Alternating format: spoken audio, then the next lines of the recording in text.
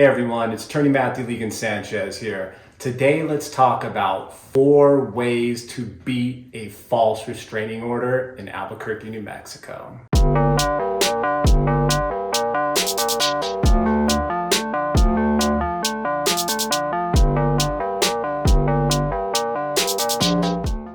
So number 1, this one's going to seem very obvious, but sometimes the things that are the most obvious can be the most important. You need to show up. Show up to the hearing and take it serious.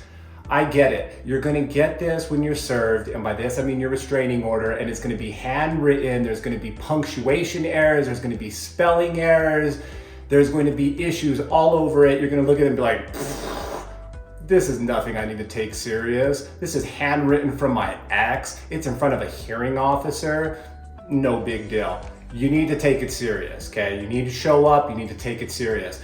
Understand, restraining orders can have a big impact on your security clearances, on your gun rights, on leases, on employment. There can be big issues. So just because it's written, handwritten, and it looks sloppy and insignificant, you're gonna need to take it serious. Show up, take it serious. Second, uncover proof that the claims are false. Do you have recordings, such as a Ring camera or text messages? Do you have witnesses? Do you have text messages? What evidence do you have that the claims are bogus? Look for that evidence, uncover that evidence. There's a 48-hour requirement. You're gonna have to provide it to the court and to your ex or the household member within 48 hours of the hearing, okay?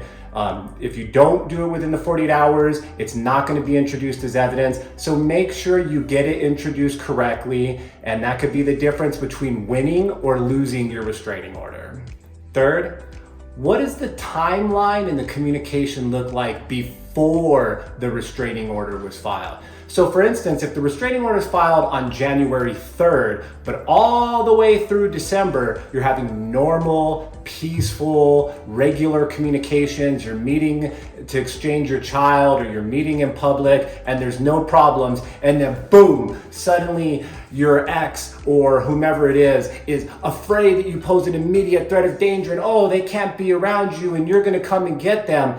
It's not going to make any sense to your hearing officer or judge if you've had peaceful and regular communication, you've met up, and then all of a sudden you're just this complete terror that poses a danger to the person that's filing against you. So look at the timeline. What does the timeline look like? What does your communication look like? And as well, like if you want to beat a false restraining order, protect yourself from a false restraining order. Don't send messages or any sort of communication where you're even joking about self-harm. Never joke about self-harm. Don't insult someone. You know, whether it's a man or a woman, if you're calling them nasty 4-letter words, you know what words I'm talking about. The really offensive words that you wouldn't say around your grandma, you wouldn't say around your kids. Your hearing officer, they look at that and they're offended by that. That could be enough for them to find that there's severe emotional distress. You don't necessarily have to punch the other person or go crazy with a gun. Sometimes a super insulting text message, I hope you die of cancer, something like that, go F yourself and so on and so forth. You get it. If you send those type of messages, that may be considered severe emotional distress, harassment. That's enough under the Family Violence Protection Act to get a restraining order. So just don't do it. Fourth, Big Brother is watching you. And Big Brother is your hearing officer.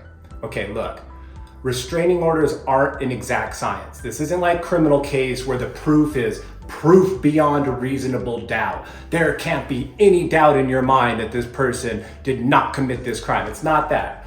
Proof beyond a reasonable doubt, preponderance of the evidence, okay? You're at preponderance of the evidence. That means more likely than not, 51%. And who decides what's more likely than not, or the 51%? Your hearing officer. And if it's a closed case where both of the testimony is compelling, both of you come across as credible, and your hearing officer is just going off of a gut feeling of was there abuse and is there danger, they're gonna be watching you. And if you look really mad and red-faced. I've literally seen people just when the other person's testifying and just getting mad and gritting their teeth, or even just red-faced. You're a huge person, the other person's petite, and you're mad-faced and they're saying that you're a pose a danger to them.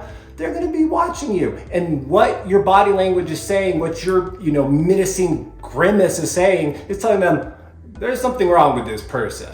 So be aware. In close cases, they're watching you. Now, some restraining orders are clearly bogus.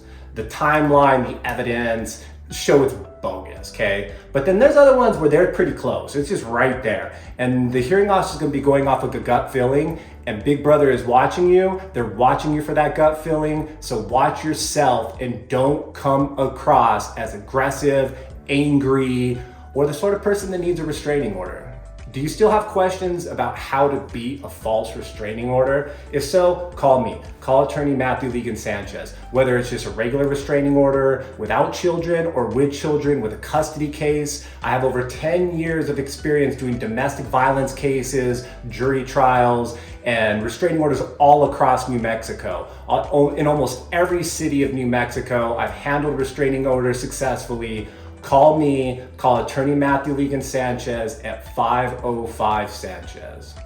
Do you still have questions about your specific case and a bogus claim of child abuse? If so, talk to an experienced child custody attorney, a child custody attorney with a lot of experience in domestic violence, in restraining orders. I'm that person for you. Talk to me, call Matthew Legan Sanchez at 505 Sanchez. I'll talk to you about your specific case, about your specific bogus claims of child abuse, and we'll get to the bottom of it.